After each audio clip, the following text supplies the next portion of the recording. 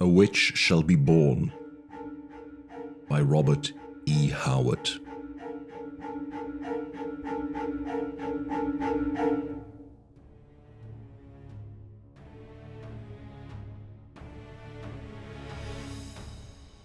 Chapter 1. The Blood-Red Crescent. Theramis, Queen of Khauran, awakened from a dream-haunted slumber to a silence that seemed more like the stillness of nighted catacombs than the normal quiet of a sleeping place. She lay staring into the darkness, wondering why the candles in their golden candelabra had gone out. A flecking of stars marked a gold-barred casement that lent no illumination to the interior of the chamber. But as Theramis lay there, she became aware of a spot of radiance glowing in the darkness before her. She watched, puzzled. It grew, and its intensity deepened as it expanded, a widening disk of lurid light hovering against the dark velvet hangings of the opposite wall. Theramis caught her breath, starting up to a sitting position. A dark object was visible in that circle of light. A human head. In a sudden panic, the queen opened her lips to cry out for her maids. Then she checked herself. The glow was more lurid, the head more vividly limbed. It was a woman's head, small, delicately molded, superbly poised, with a high-piled mass of lustrous black hair. The face grew distinct as she stared, and it was the sight of this face which froze the cry in Theramis' throat. The features were her own. She might have been looking into a mirror which subtly altered her reflection, lending it a tigerish gleam of eye, a vindictive curl of lip. "Ishtar," gasped Theramis, "I am bewitched." Appallingly, the apparition spoke, and its voice was like honeyed venom. "Bewitched? No, sweet sister. Here is no sorcery." "Sister?" stammered the bewildered girl. I have no sister." "You never had a sister?" came the sweet, poisonously mocking voice. "Never a twin sister whose flesh was as soft as yours to caress or hurt?" "Why, once I had a sister," answered Theramis, still convinced that she was in the grip of some sort of nightmare. "But she died." The beautiful face in the disk was convulsed with the aspect of a fury.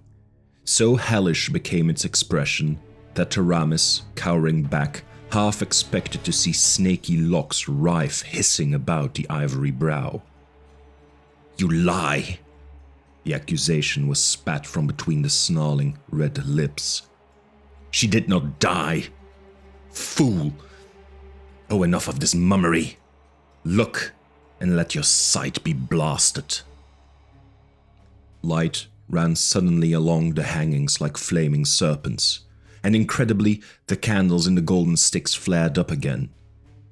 Theramis crouched on a velvet couch, her lithe legs flexed beneath her, staring wide-eyed at a pantherish figure which posed mockingly before her. It was as if she gazed upon another Theramis, identical with herself in every contour of feature and limb, yet animated by an alien and evil personality. The face of this stranger wife reflected the opposite of every characteristic the countenance of the queen denoted. Lust and mystery sparkled in her scintillant eyes. Cruelty lurked in the curl of her full red lips. Each movement of her supple body was subtly suggestive. Her coiffure imitated that of the queen's. On her feet were gilded sandals such as Theramis wore in her boudoir. The sleeveless, low-necked silk tunic, girdled at the waist with a cloth of gold cincture, was a duplicate of the queen's night garment. "Who are you?" gasped Taramis, an icy chill she could not explain creeping along her spine. "Explain your presence before I call my ladies-in-waiting to summon the guard." "Scream until the roof beams creak," callously answered the stranger. "Your sluts will not wake till dawn, though the palace spring into flames about them. Your guardsmen will not hear your squeals. They have been sent out of this wing of the palace." "What?" exclaimed Taramis, stiffening with outraged majesty. "Who dared give my guardsmen such a command?" "I did, sweet sister," sneered the other girl.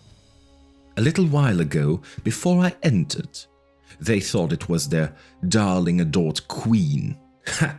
How beautifully I acted the part. With what imperious dignity, softened by womanly sweetness, did I address the great louts who knelt in their armor and plumed helmets." Taramis felt as if a stifling net of bewilderment were being drawn about her. "Who are you?" she cried desperately. "What madness is this? Why do you come here?" "Who am I?" There was the spite of a she-cobra's hiss in the soft response. The girl stepped to the edge of the couch, grasped the queen's white shoulders with fierce fingers, and bent to glare full into the startled eyes of Taramis.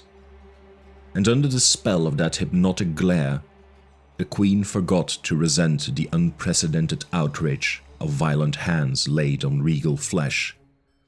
"Fool!" gritted the girl between her teeth. "Can you ask? Can you wonder? I am Salome." "Salome?" Taramis breathed the word, and the hairs prickled on her scalp as she realized the incredible, numbing truth of the statement. "I thought you died within the hour of your birth," she said feebly. "So thought many," answered the woman who called herself Salome. "They carried me into the desert to die. Damn them. I, a mewing, puling babe whose life was so young it was scarcely the flicker of a candle. And do you know why they bore me forth to die?" I have heard the story," faltered Taramis. Salome laughed fiercely and slapped her bosom. The low-necked tunic left the upper parts of her firm breast bare, and between them there shone a curious mark, a crescent, red as blood. "The mark of the witch!" cried Taramis, recoiling. "Aye." Salome's laughter was dagger-edged with hate. "The curse of the kings of Khauran. Aye, they tell the tale in the marketplaces, with wagging beards and rolling eyes, the pious fools. They tell how the first queen of her line had traffic with a fiend of darkness, and bore him a daughter who lives in foul legendary to this day. And thereafter, in each century a girl baby was born into the Hyborian dynasty, with a scarlet half-moon between her breasts that signified her destiny. Every century, a witch shall be born. So ran the ancient curse, and so it has come to pass. Some were slain at birth, as they sought to slay me. Some walk the earth as witches, proud daughters of Khauran, with the moon of hell burning upon their ivory bosoms. Each was named Salome. I too am Salome. It was always Salome, the witch. It will always be Salome, the witch. Even when the mountains of ice have roared down from the pole and ground the civilizations to ruin, and a new world has risen from the ashes and dust, even then there shall be Salomes to walk the earth, to trap men's hearts by their sorcery, to dance before the kings of the world, to see the heads of the wise men fall at their pleasure. But you stammered Taramis. "Aye." The scintillant eyes burned like dark fires of mystery.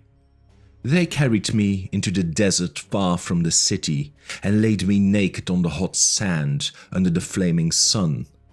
And then they rode away and left me for the jackals and the vultures and the desert wolves.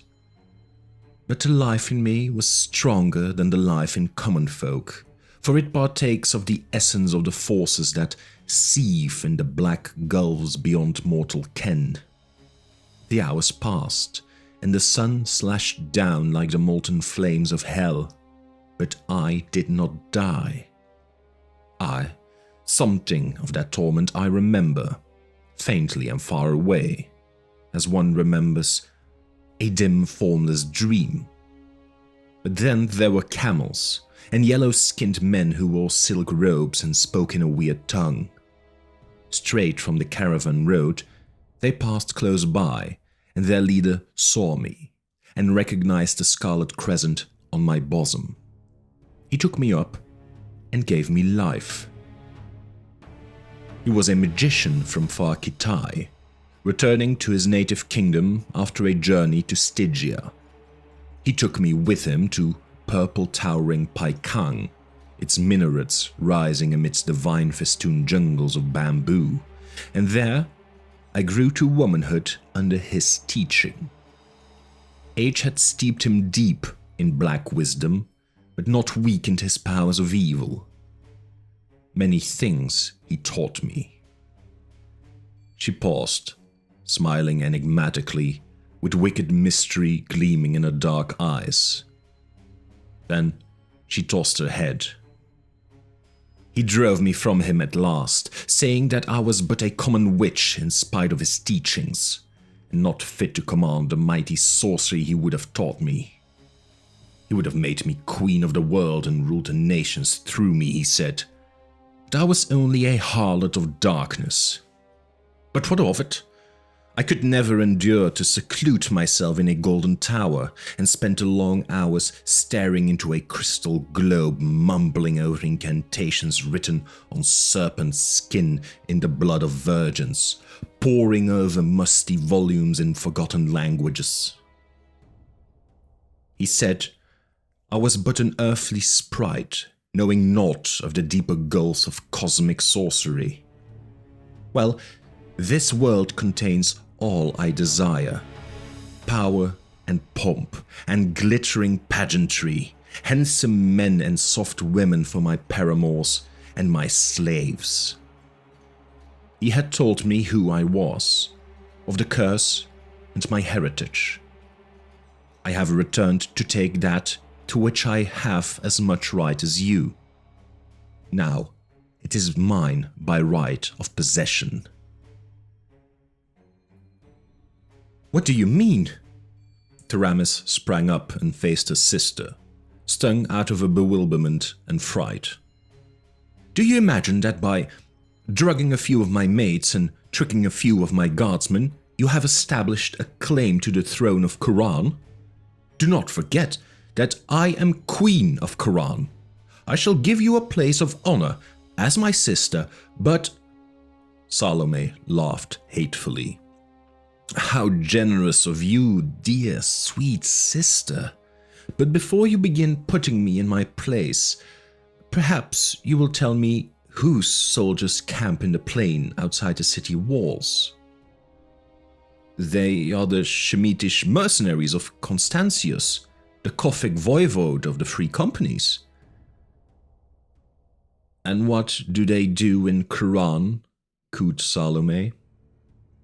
Taramis felt that she was being subtly mocked, but she answered with an assumption of dignity which she scarcely felt. Constantius asked permission to pass along the borders of Khauran on his way to Turan. He himself is a hostage for their good behavior as long as they are within my domains.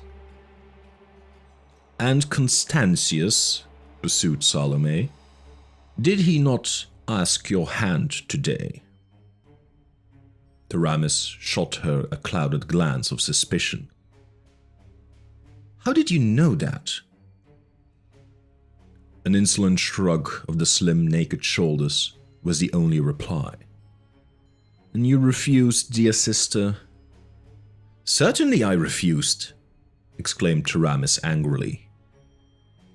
"Do you, an Oscarian princess yourself, suppose that the Queen of Khauran could treat such a proposal with anything but disdain? Wed a bloody-handed adventurer, a man exiled from his own kingdom because of his crimes, and the leader of organized plunderers and hired murderers. I should never have allowed him to bring his black-bearded slayers into Khauran, but he is virtually a prisoner in the South Tower, guarded by my soldiers. Tomorrow I shall bid him order his troops to leave the kingdom. He himself shall be kept captive until they are over the border.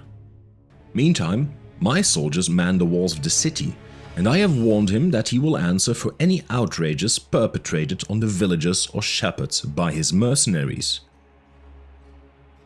"Oh, he is confined in the South Tower?" asked Salome. "Yes, that is what I said. Why do you ask?" For answer, Salome clapped her hands, and lifting her voice, with a gurgle of cruel mirth in it, called, "The Queen grants you an audience, Falcon." A gold arabesqued door opened, and a tall figure entered the chamber, at the sight of which Taramis cried out in amazement and anger. "Constantius, you dare enter my chamber?" "As you see, your majesty." He bent his dark, hawk-like head in mock humility. Constantius, whom men called Falcon, was tall, broad-shouldered, slim-waisted, lithe and strong as pliant steel. He was handsome in an aquiline, ruthless way. His face was burnt dark by the sun, and his hair, which grew far back from his high, narrow forehead, was black as a raven. His dark eyes were penetrating and alert, the hardness of his thin lips not softened by his thin black mustache.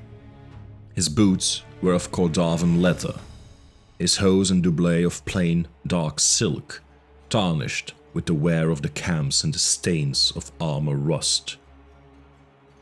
Twisting his mustache, he left his gaze travel up and down the shrinking queen with an effrontery that made her wince. "By Ishtar, Taramis," he said silkily, "I find you more alluring in your night tunic than in your queenly robes. Truly, this is an auspicious night." Fear grew in the queen's dark eyes. She was no fool. She knew that Constantius would never dare this outrage unless he was sure of himself. "You are mad," she said. "If I am in your power in this chamber, you are no less in the power of my subjects, who will rend you to pieces if you touch me. Go at once if you would live." Both laughed mockingly, and Salome made an impatient gesture. "Enough of this farce. Let us on to the next act in the comedy. Listen, dear sister, it was I who sent Constantius here. When I decided to take the throne of Khauran, I cast about for a man to aid me, and chose the Falcon, because of his utter lack of all characteristics men call good." "I am overwhelmed, princess," murmured Constantius sardonically, with a profound bow. "I sent him to Khauran, and once his men were camped in the plain outside, and he was in the palace, I entered the city by that small gate in the west wall. The fools guarding it thought it was you returning from some nocturnal adventure." "You hellcat!" Taramis's cheeks flamed, and her resentment got the better of a regal reserve. Salome smiled hardly. They were properly surprised and shocked, but admitted me without question. I entered the palace the same way and gave the order to the surprised guards that sent them marching away, as well as the men who guarded Constantius in the South Tower. Then I came here, attending to the ladies-in-waiting on the way. Taramis's fingers clenched and she paled. Well, what next? She asked in a shaky voice. Listen, Salome inclined her head. Faintly through the casement there came the clank of marching men in armor. Gruff voices shouted in an alien tongue, and cries of alarm mingled with the shouts. The people awaken and grow fearful, said Constantius sardonically. You had better go and reassure them, Salome. Call me Taramis, answered Salome. We must become accustomed to it. What have you done? Cried Taramis. What have you done? I have gone to the gates and ordered the soldiers to open them, answered Salome. They were astounded, but they obeyed. That is the Falcon's army you hear, marching into the city. You devil, cried Taramis. You have betrayed my people in my guise. You have made me seem a traitor. Oh, I shall go to them. With a cruel laugh, Salome caught her wrist and jerked her back. The magnificent suppleness of the queen was helpless against the vindictive strength that steeled Salome's slender limbs. You know how to reach the dungeons from the palace, Constantius, said the witch girl. Good.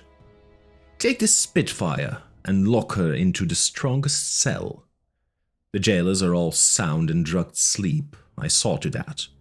Send a man to cut their throats before they can awaken. None must ever know what has occurred tonight. Thenceforward, I am Taramis, and Taramis is just a nameless prisoner in an unknown dungeon. Constantius smiled with a glint of strong white teeth under his thin mustache. Very good. But you will not deny me a little amusement first? Not I. Tame the scornful hussy as you will. With a wicked laugh, Salome flung her sister into the Kothian's arms and turned away through the door that opened into the outer corridor. Fright widened Taramis's lovely eyes, her supple figure rigid and straining against Constantius's embrace. She forgot the men marching in the streets, forgot the outrage to her queenship in the face of the menace to her womanhood. She forgot all sensations but terror and shame as she faced the complete cynicism of Constantius' burning, mocking eyes, felt his hard arms crushing her writhing body. Salome, hurrying along the corridor outside, smiled spitefully as a scream of despair and agony rang shuddering through the palace.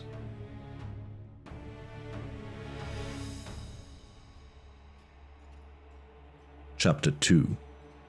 The Tree of Death.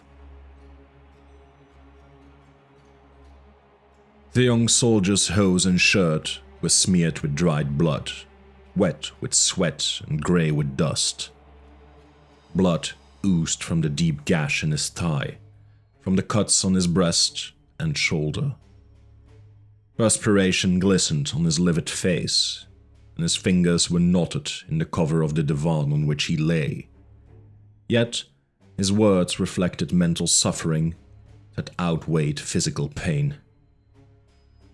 She must be mad, he repeated again and again, like one still stunned by some monstrous and incredible happening. It's like a nightmare. Taramis, whom all Khauran loves, betraying her people to that devil from Koth. Oh, Ishtar, why was I not slain? better die than live to see our queen turn traitor and harlot." "Lie still, Valerius," begged the girl who was washing and bandaging his wounds with trembling hands. "Oh, please lie still, darling. You will make your wounds worse. I dared not summon a leech." "No, no," muttered the wounded youth. "Constantius's blue-bearded devils will be searching the quarters for wounded Khaurani. They'll hang every man who has wounds to show he fought against them."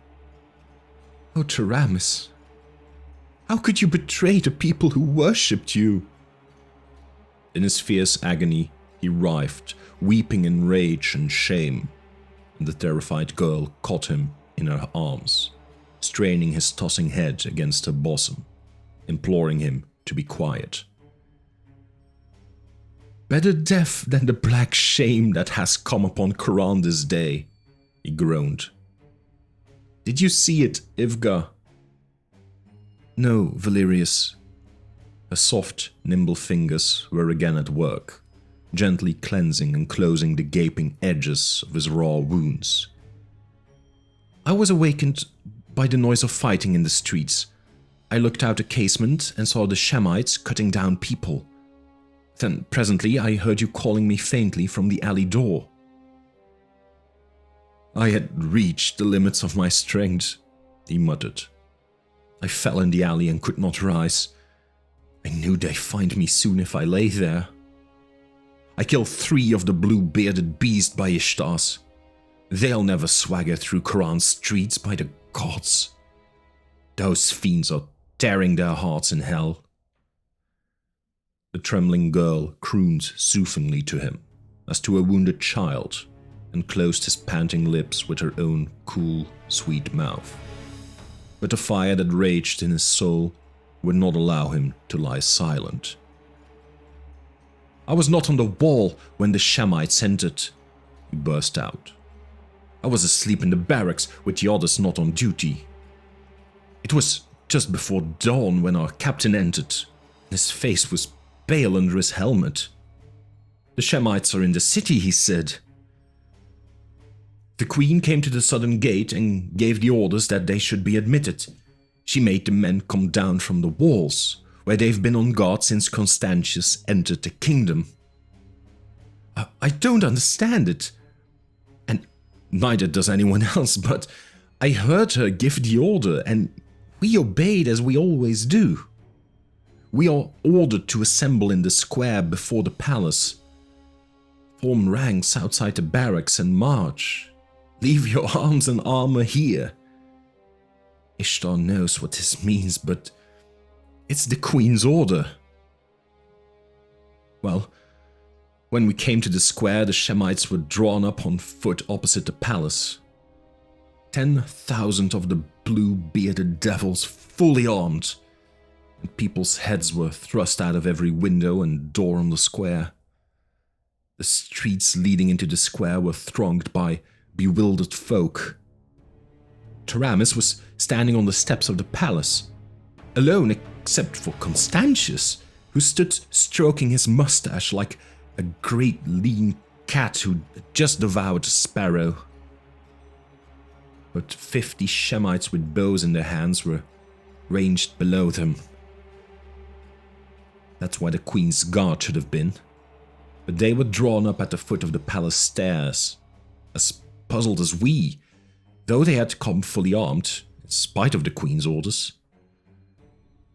Taramis spoke to us then, and told us that she had reconsidered the proposal made her by Constantius. Why, only yesterday she threw it in his teeth in open court, and that she had decided to make him her royal consort. She did not explain why she had brought the Shemites into the city so treacherously, but she said that, as Constantius had control of a body of professional fighting men, the army of Khauran would no longer be needed, and therefore she disbanded it and ordered us to go quietly to our homes. Why, obedience to our queen is second nature to us, but we were struck dumb and found no word to answer. We broke ranks almost before we knew what we were doing, like men in a daze. But when the palace guard was ordered to disarm likewise and disband, the captain of the guard, Conan, interrupted. Men said he was off duty the night before and drunk, but he was wide awake now. He shouted to the guardsmen to stand as they were until they received an order from him. And such is his dominance of his men that they obeyed in spite of the queen. He strode up to the palace steps and glared at Taramis. And then he roared, "This is not the queen, this isn't Taramis, it's some devil in masquerade." Then hell was to pay. I don't know just what happened. I think a Shemite struck Conan, and Conan killed him. The next instant, the square was a battleground. The Shemites fell on the guardsmen, and their spears and arrows struck down many soldiers who had already disbanded. Some of us grabbed up such weapons as we could and fought back. We hardly knew what we were fighting for, but it was against Constantius and his devils. Not against Taramis, I swear it. Constantius shouted to cut the traitors down. We were not traitors. Despair and bewilderment shook his voice. The girl murmured pityingly, not understanding it at all, but aching in sympathy with her lover's suffering. The people did not know which side to take. It was a madhouse of confusion and bewilderment. We who fought didn't have a chance, in no formation, without armor and only half-armed. The guards were fully armed and drawn up in a square, but there were only 500 of them. They took a heavy toll before they were cut down, but there could be only one conclusion to such a battle. And while her people were being slaughtered before her, Taramis stood on the palace steps, with Constantius's arm about her waist, and laughed. She laughed like a heartless, beautiful fiend. Gods, it's all mad. Mad! I never saw a man fight as Conan fought. He put his back to the courtyard wall, and before they overpowered him, the dead men were strewn in heaps, thigh-deep about him. But at last, they dragged him down too, 100 against 1. When I saw him fall, I dragged myself away, feeling as if the world had burst under my very fingers. I heard Constantius call to his dogs to take the captain alive, stroking his mustache with that hateful smile on his lips. That smile was on the lips of Constantius at that very moment. He sat his horse among a cluster of his men, thick-bodied Shemites with curled blue-black beards and hooked noses. The low-swinging sun struck glints from their peaked helmets and the silvered scales of their corselets. Nearly a mile behind, the walls and towers of Khauran rose sheer out of the meadowlands. By the side of the caravan road, a heavy cross had been planted, and on this grim tree a man hung, nailed there by iron spikes through his hands and feet. Naked but for a loincloth, the man was almost a giant in stature, and his muscles stood out in thick corded ridges on limbs and body, which the sun had long ago burnt brown. The perspiration of agony beaded his face and his mighty breast, but from under the tangled black mane that fell over his low, broad forehead, his blue eyes blazed with an unquenched fire. Blood oozed sluggishly from the lacerations in his hands and feet. Constantius saluted him mockingly. "I am sorry, Captain," he said, "that I cannot remain to ease your last hours, but I have duties to perform in yonder city. I must not keep your delicious queen waiting." He laughed softly. "So I leave you to your own devices. And those beauties," he pointed meaningly at the black shadows which swept incessantly back and forth, high above. "Were it not for them, I imagine that a powerful brute like yourself should live on the cross for days. Do not cherish any illusions of rescue, because I am leaving you unguarded. I have had it proclaimed that anyone seeking to take your body, living or dead, from the cross will be flayed alive, together with all the members of his family, in the public square.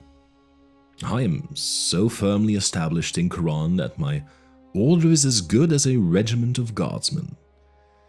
I am leaving no guard, because the vultures will not approach as long as anyone is near, and I do not wish them to feel any constraint.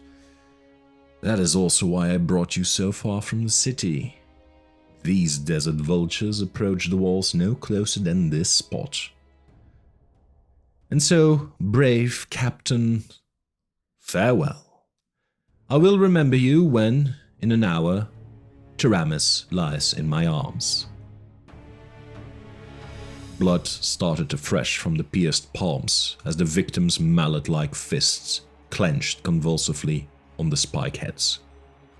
Knots and bunches of muscles started out of the massive arms, and Conan bent his head forward and spat savagely at Constantius' face. The voivode laughed coolly, wiped the saliva from his gordit, and reined his horse about. "Remember me when the vultures are tearing at your living flesh," he called mockingly. "The desert scavengers are a particularly voracious breed. I've seen men hang for hours on a cross, eyeless, earless, and scalpless, before the sharp beaks had eaten their way into their vitals." Without a backward glance, he rode toward the city, a supple, erect figure gleaming in his burnished armor, his stolid, bearded henchman jogging beside him. A faint rising of dust from the worn trail marked their passing. The man hanging on the cross was the one touch of sentient life in a landscape that seemed desolate and deserted in the late evening. Khauran, less than a mile away, might have been on the other side of the world and existing in another age. Shaking the sweat out of his eyes, Conan stared blankly at the familiar terrain. On either side of the city and beyond it stretched the fertile meadowlands, with cattle browsing in the distance where fields and vineyards checkered the plain. The western and northern horizons were dotted with villages, miniature in the distance. A lesser distance to the southeast, a silvery gleam marked the course of a river, and beyond that river, sandy desert began abruptly to stretch away and away beyond the horizon.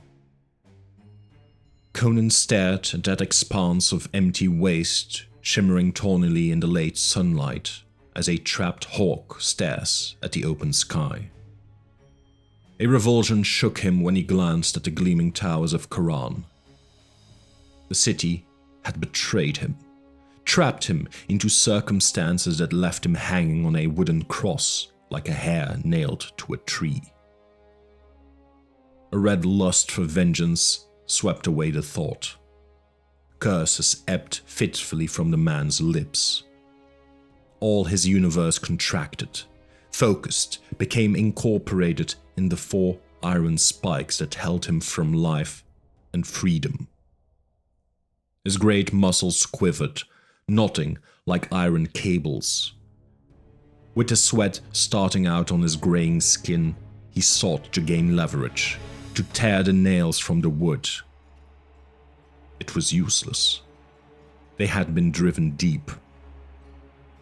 Then he tried to tear his hands off the spikes, and it was not the knifing, abysmal agony that finally caused him to cease his efforts, but the futility of it. The spike heads were broad and heavy, he could not drag them through the wounds. A surge of helplessness shook the giant for the first time in his life. He hung motionless, his head resting on his breast, shutting his eyes against the aching glare of the sun. A beat of wings caused him to look, just as a feathered shadow shot down out of the sky. A keen beak, stabbing at his eyes, cut his cheek, and he jerked his head aside, shutting his eyes involuntarily.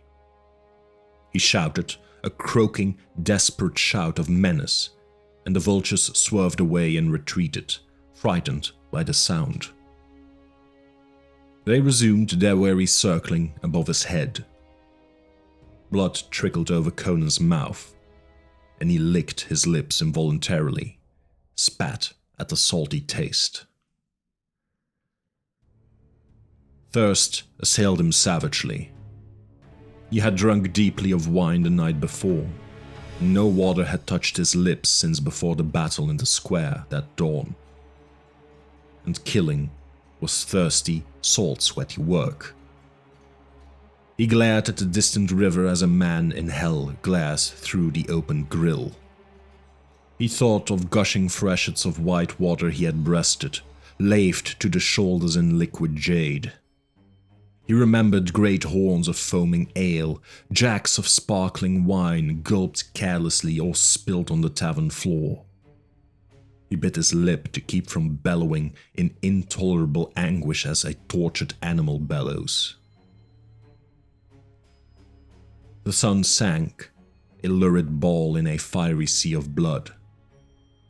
Against the crimson rampart that banded the horizon, the towers of the city floated unreal as a dream. The very sky was tinged with blood to his misted glare. He licked his blackened lips and stared with bloodshot eyes at the distant river. It too seemed crimson with blood, and the shadows crawling up from the east seemed black as ebony. In his dulled ears sounded the louder beat of wings. Lifting his head, he watched with the burning glare of a wolf, the shadows wheeling above him. He knew that his shouts would frighten them away no longer. One dipped, lower and lower. Conan drew his head back as far as he could, waiting with terrible patience. The vulture swept in with a swift roar of wings. Its beak flashed down, ripping the skin on Conan's chin as he jerked his head aside. Then, before the bird could flash away, Conan's head lunged forward on his mighty neck muscles, and his teeth, snapping like those of a wolf, locked on the bare, wattled neck. Instantly, the vulture exploded into squawking, flapping hysteria. Its thrashing wings blinded the man, and its talons ripped his chest. But grimly, he hung on, the muscles starting out in lumps on his jaws, and the scavenger's neck bones crunched between those powerful teeth. With a spasmodic flutter, the bird hung limp. Conan let go, spat blood from his mouth. The other vultures, terrified by the fate of their companion, were in full flight to a distant tree, where they perched like black demons in conclave. Ferocious triumph surged through Conan's numbed brain.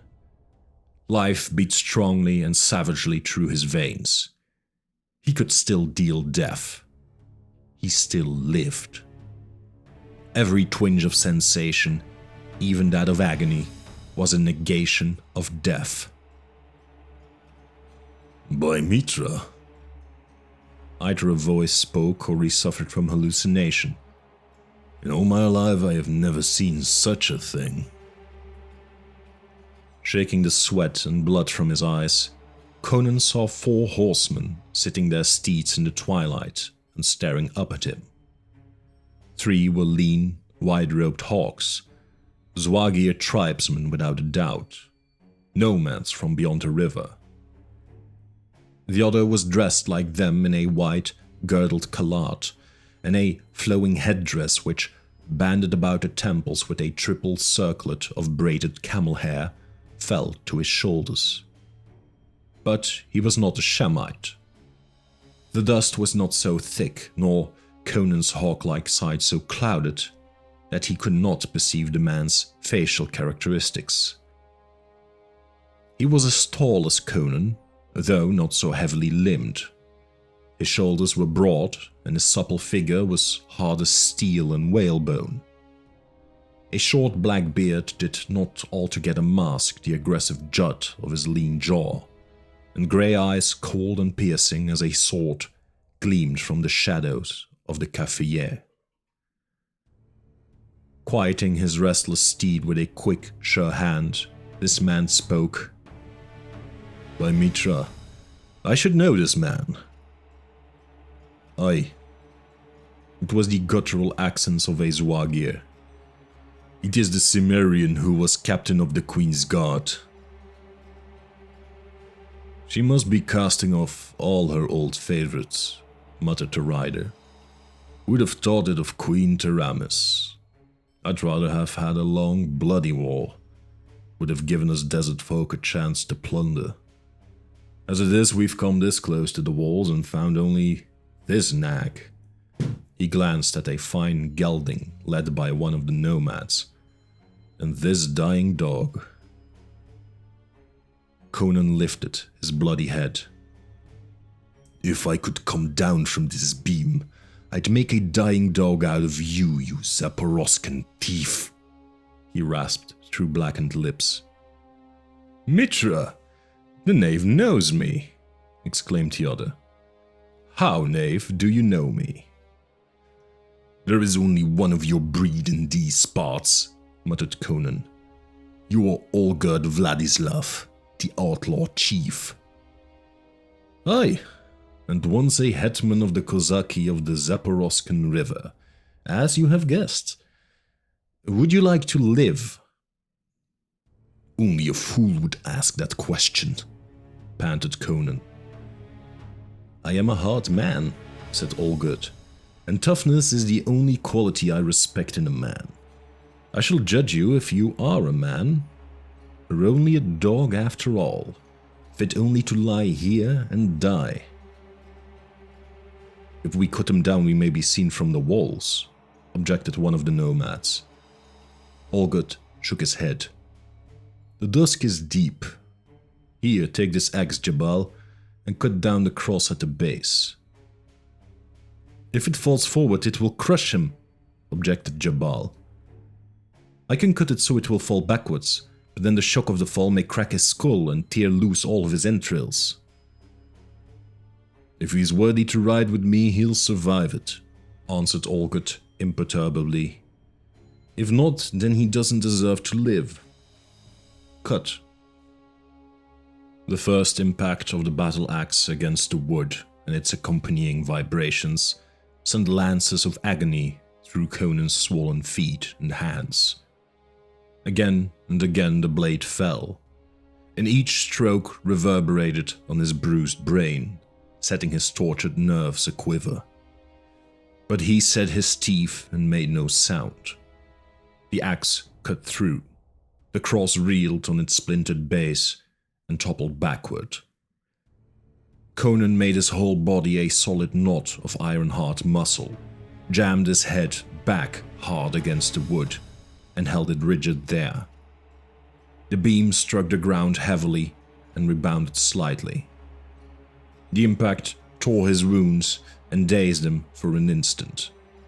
He fought the rushing tide of blackness, sick and dizzy, but realized that the iron muscles that sheathed his vitals had saved him from permanent injury. And he had made no sound, though blood oozed from his nostrils and his belly muscles quivered with nausea. With a grunt of approval, Jabal bent over him with a pair of pincers used to draw horseshoe nails, and gripped the head of the spike in Conan's right hand, tearing the skin to get a grip on the deeply embedded head. The pincers were small for that work. Jabal sweated and tugged, swearing and wrestling with the stubborn iron, working it back and forth, in swollen flesh as well as in wood. Blood started oozing over the Cimmerian's fingers. He lay so still he might have been dead, except for the spasmodic rise and fall of his great chest.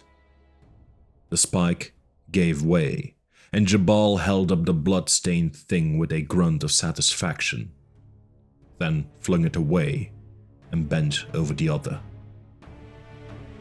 The process was repeated, and then Jabal turned his attention to Conan's skewered feet. But the Cimmerian, struggling up to a sitting posture, wrenched the pincers from his fingers and sent him staggering backward with a violent shove. Conan's hands were swollen to almost twice their normal size. His fingers felt like misshapen thumbs, and closing his hands was as an agony that brought blood streaming from under his grinding teeth. But somehow, clutching the pincers clumsily with both hands, he managed to wrench out first one spike and then the other. They were not driven so deeply into the wood as the others had been. He rose stiffly and stood upright on his swollen, lacerated feet, swaying drunkenly, the icy sweat dripping from his face and body. Cramps assailed him, and he clamped his jaw against the desire to retch. Olgerd, watching him impersonally, motioned him toward the stolen horse. Conan stumbled toward it, and every step was a stabbing, throbbing hell that flecked his lips with bloody foam. One misshapen, groping hand fell clumsily on the saddle bow. A bloody foot somehow found the stirrup. Setting his teeth, he swung up, and he almost fainted in midair. But he came down in the saddle. And as he did so, Olgerd struck the horse sharply with his whip. The startled beast reared, and the man in the saddle swayed and slumped like a sack of sand, almost unseated. Conan had wrapped a rein about each hand, holding it in place with a clamping thumb. Drunkenly, he exerted the strength of his knotted biceps, wrenching the horse down. It screamed, its jaw almost dislocated. One of the Shemites lifted a water flask questioningly. Olgerd shook his head. "Let him wait until we get to camp. It is only 10 miles. If he's fit to live in the desert, he'll live that long without a drink." The group rode like swift ghosts towards the river. Among them, Conan swayed like a drunken man in the saddle, bloodshot eyes glazed, foam drying on his blackened lips.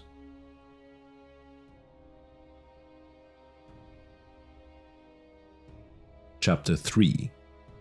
A Letter to Nemedia.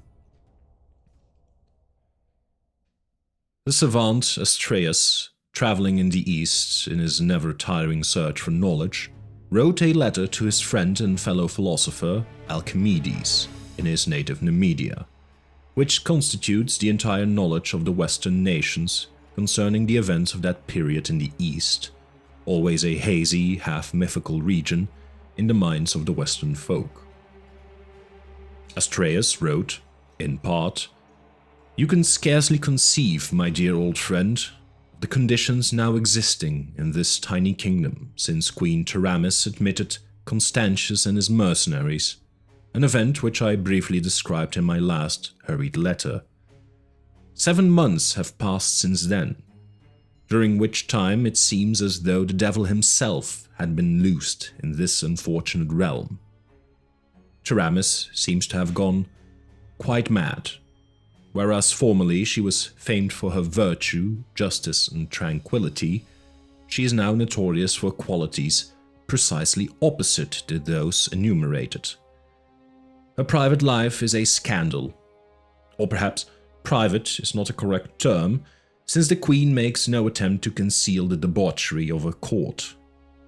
She constantly indulges in the most infamous revelries in which the unfortunate ladies of the court are forced to join, young married women as well as virgins.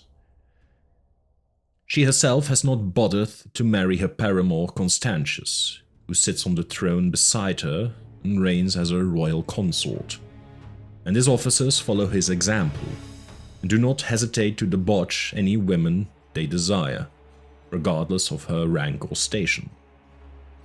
The wretched kingdom groans under exorbitant taxation, the farms are stripped to the bone, and the merchants go in rags, which are all that is left them by the tax gatherers.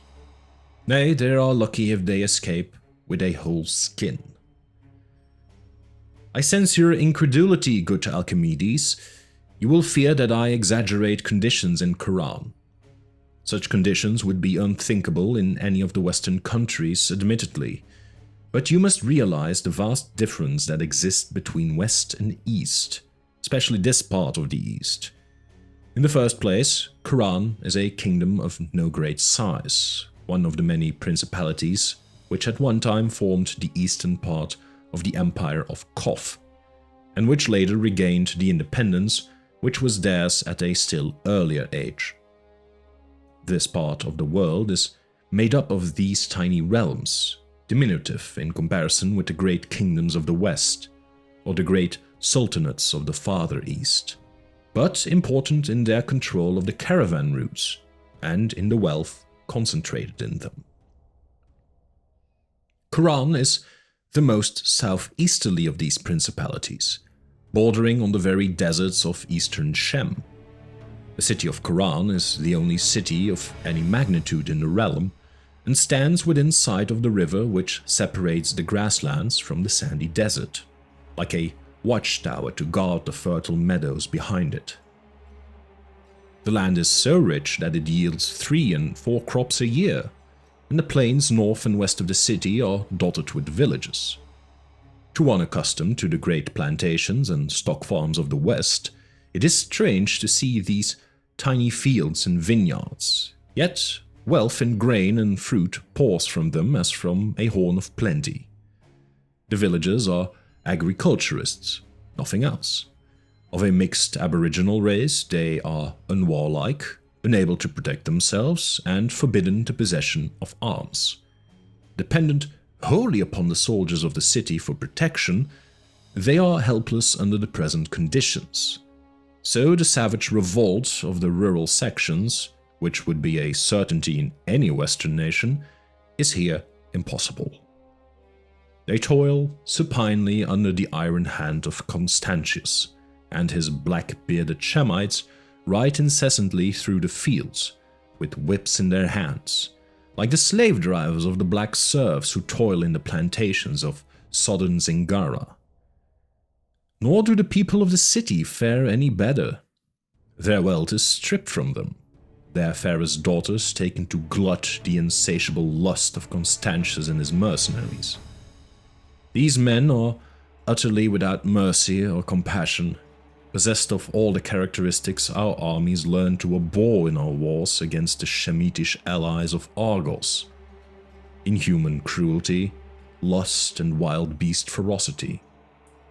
The people of the city are Khauran's ruling caste, predominantly Hyborian, and valorous and warlike.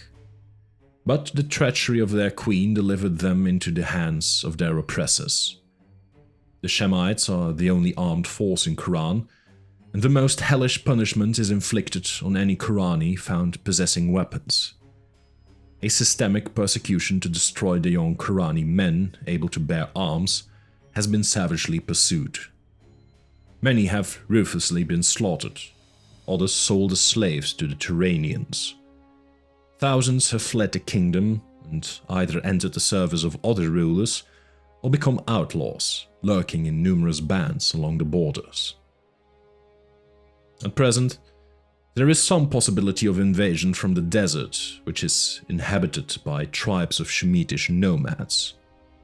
The mercenaries of Constantius are men from the Shemitish cities of the west, Belishtim, Anakim, Akarim, and are ardently hated by the Zwagirs, an other wandering tribes. As you know, good Archimedes, the countries of these barbarians are divided into the western meadowlands, which stretch to the distant ocean, and in which rise the cities of the town dwellers, and the eastern deserts, where the lean nomads hold sway. There is incessant warfare between the dwellers of the cities and the dwellers of the desert. The Zwagirs have fought with and raided Khauran for centuries, without success, but they resent its conquest by their western king. It is rumored that their natural antagonism is being fomented by the man who was formerly the captain of the Queen's Guard, and who, somehow, escaping the hate of Constantius, who actually had him upon the cross, fled to the nomads. He is called Conan and is himself a barbarian, one of those gloomy Cimmerians whose ferocity our soldiers have more than once learned to their bitter cost. It is rumored that he has become the right-hand man of Olgerd Vladislav, the Cossack adventurer who wandered down from the northern steppes and made himself chief of a band of Zwagirs. There are also rumors that his band has increased vastly in the last few months, and that Olgerd, incited no doubt by this Cimmerian, is even considering a raid on Khauran. It cannot be anything more than a raid, as the Zwagirs are without siege machines or the knowledge of investing a city, and it has been proven repeatedly in the past that the nomads, in their loose formation, or rather lack of formation, are no match in hand-to-hand fighting for the well-disciplined, fully armed warriors of the Shemitish cities. The natives of Khauran would perhaps welcome this conquest, since the nomads could deal with them no more harshly than their present masters, and even total extermination would be preferable to the suffering they have to endure. But they are so cowed and helpless that they could give no aid to their invaders. Their plight is most wretched. Thramis, apparently possessed of a demon, stops at nothing. She has abolished the worship of Ishtar and turned the temple into a shrine of idolatry. She has destroyed the ivory image of the goddess which these Eastern Hyborians worship, and which, inferior as it is to the true religion of Mitra, which we Western nations recognize, is still superior to the devil worship of the Shemites, and filled the temple of Ishtar with obscene images of every imaginable sort. Gods and goddesses of the night, portrayed in all the salacious and perverse poses and with all the revolting characteristics that a degenerate brain could conceive. Many of these images are to be identified as foul deities of the Shemites, the Turanians, the Vendians, and the Khifans, but others are reminiscent of a hideous and half-remembered antiquity, vile shapes forgotten, except in the most obscure legends. Where the Queen gained a knowledge of them, I dare not even hazard a guess. She has instituted human sacrifice, and since her mating with Constantius, no less than 500 men, women, and children have been immolated. Some of these have died on the altar she has set up in the temple, herself wielding the sacrificial dagger, but most have met a more horrible doom. Thramis has placed some sort of monster in a crypt in the temple. What it is and whence it came, none knows. But shortly after she had crushed the desperate revolt of her soldiers against Constantius, she spent a night alone in the desecrated temple. Alone except for a dozen bound captives. The shuddering people saw thick, foul-smelling smoke curling up from the dome, heard all night the frenetic chanting of the Queen and the agonized cries of her tortured captives. And toward dawn, another voice mingled with these sounds, a strident, inhuman croaking that froze the blood of all who heard. In the full dawn, Thramis reeled drunkenly from the temple, her eyes blazing with the demoniac triumph. The captives were never seen again, nor the croaking voice heard. But there is a room in the temple into which none ever goes but the queen, driving a human sacrifice before her. And this victim is never seen again.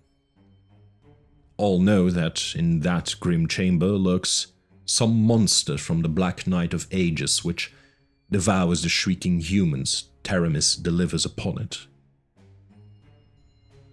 I can no longer think of her as a mortal woman, but as a rabid she-fiend, crouching in a blood-fouled lair amongst the bones and fragments of her victims, with taloned, crimsoned fingers. That the gods allow her to pursue her awful course unchecked almost shakes my faith in divine justice. When I compare her present conduct with her deportment when I first came to Khauran 7 months ago, I am confused with bewilderment and almost inclined to the belief held by many of the people, that a demon has possessed the body of Taramis. A young soldier, Valerius, had another belief. He believed that a witch had assumed a form identical with that of Khauran's adored ruler. He believed that Taramis had been spirited away in the night and confined in some dungeon, and that this being ruling in her place was but a female sorcerer. He swore that he would find the real queen, if she still lived, but I greatly fear that he himself has fallen victim to the cruelty of Constantius. He was implicated in the revolt of the palace guards, escaped and remained in hiding for some time, stubbornly refusing to seek safety abroad. And it was during this time that I encountered him and he told me his beliefs. But now he has disappeared. So many have, whose fate one dares not conjecture.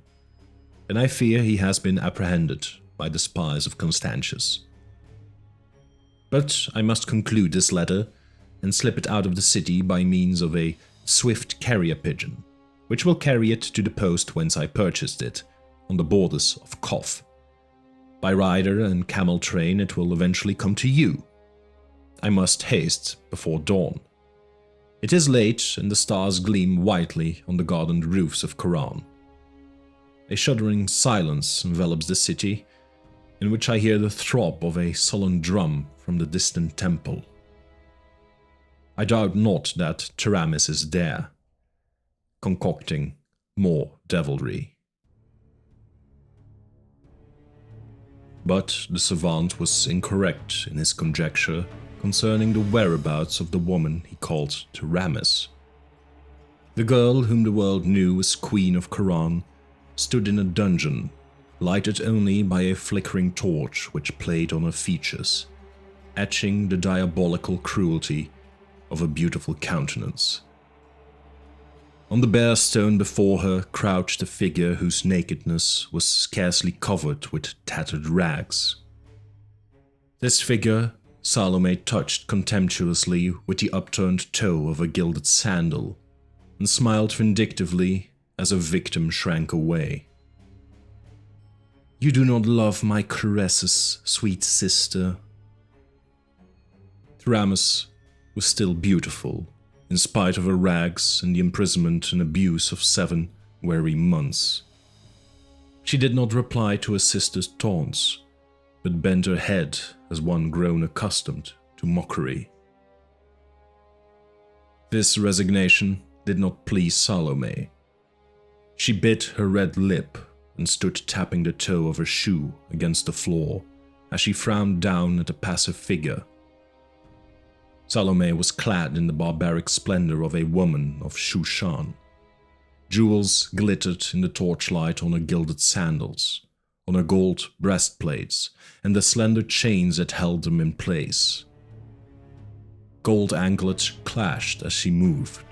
Jeweled bracelets weighted her bare arms. Her tall coiffure was that of a Shemitish woman, and jade pendants hung from gold hoops in her ears, flashing and sparkling with each impatient movement of her haughty head.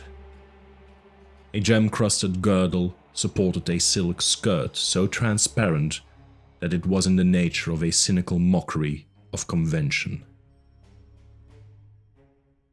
Suspended from her shoulders and trailing down her back hung a darkly scarlet cloak, and this was thrown carelessly over the crook of one arm and the bundle that arm supported. Salome stooped suddenly, and with her free hand grasped her sister's disheveled hair and forced back the girl's head to stare into her eyes. Taramis met that tigerish glare without flinching. "You are not so ready with your tears as formerly, sweet sister," muttered the witch girl. "You shall wring no more tears from me," answered Taramis. "Too often you have reveled in the spectacle of the Queen of Khauran sobbing for mercy on her knees. I know that you have spared me only to torment me. That is why you have limited your tortures to such torments as neither slay nor permanently disfigure. But I fear you no longer. You have strained out the last vestige of hope, fright, and shame from me. Slay me and be done with it, for I have shed my last tear for your enjoyment, you she-devil from hell." "You flatter yourself, my dear sister," purred Salome. "So far it is only your handsome body that I have caused to suffer, only your pride and self-esteem that I have crushed. You forget that, unlike myself, you are capable of mental torment. I have observed this when I have regaled you with narratives concerning the comedies I have enacted with some of your stupid subjects. But this time I have brought more vivid proof of these farces. Did you know that Krylides, your faithful counselor, had come skulking back from Khauran and been captured?" Taramis turned pale. What have you done with him?" For answer, Salome drew the mysterious bundle from under her cloak. She shook off the silken swathings and held it up. The head of a young man, the features frozen in a convulsion as if death had come in the midst of inhuman agony. Taramis cried out, as if a blade had pierced her heart. "Oh, Ishtar! Krylides!" "Aye, he was seeking to stir up the people against me. Poor fool, telling them that Conan spoke the truth when he said I was not Taramis. How would the people rise against the Falcon Shemites? With sticks and pebbles? Bah. Dogs are eating his headless body in the marketplace, and this foul carrion shall be cast into the sewer to rot." "How, sister?" She paused, smiling down at her victim. "Have you discovered that you still have unshed tears? Good. I reserved the mental torment for the last. Hereafter I shall show you many such sights as this." Standing there in the torchlight with the severed head in her hand, she did not look like anything ever borne by a human woman, in spite of her awful beauty. Taramis did not look up. She lay face down on the slimy floor, her slim body shaken in sobs of agony, beating her clenched hands against the stones. Salome sauntered toward the door, her anklets clashing at each step, her ear pendants winking in the torch glare. A few moments later, she emerged from a door under a sullen arch that led into a court, which in turn opened upon a winding alley. A man standing there turned toward her, a giant Shemite with somber eyes and shoulders like a bull, his great black beard falling over his mighty, silver-mailed breast. She wept. His rumble was like that of a bull, deep, low-pitched and stormy. He was the general of the mercenaries, one of the few even of Constantius's associates who knew the secret of the queens of Khauran. Aye, Kumbanigash, there are whole sections of her sensibilities that I have not touched. When one's sense is dulled by continual laceration, I will discover a newer, more poignant pang. Here, dog. A trembling, shambling figure in rags, filth and matted hair approached, one of the beggars that slept in the alleys and open courts. Salome tossed the head to him. Here, deaf one, cast that into the nearest sewer. Make the sign with your hands, Kumbanigash. He cannot hear. The general complied, and the tousled head bobbed as the man turned painfully away. Why do you keep up this farce? Rumbled Kumbanigash. You are so firmly established on the throne that nothing can unseat you. What if Khurani fools learn the truth? They can do nothing. Proclaim yourself in your true identity. Show them their beloved ex-queen and cut off her head in the public square. Not yet, good Kumbanigash. The arched door slammed on the hard accents of Salome, the stormy reverberations of Kumbanigash. The mute beggar crouched in the courtyard, and there was none to see that the hands which held the severed head were quivering, strongly brown, sinewy hands, strangely incongruous with the bent body and filthy tatters. I knew it! It was a fierce, vibrant whisper, scarcely audible. She lives! Oh, Kralides, your martyrdom was not in vain. They have her locked in that dungeon. Oh, Ishtar, if you love true men, aid me now.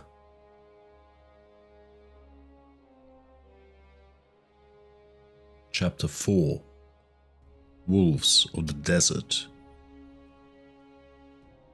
All-good Vladislav filled his jeweled goblet with crimson wine from a golden jug and thrust the vessel across the ebony table to Conan the Cimmerian. Olgerd's apparel would have satisfied the vanity of any Zaporozhian hetman. His khalat was of white silk with pearls sewn on the bosom.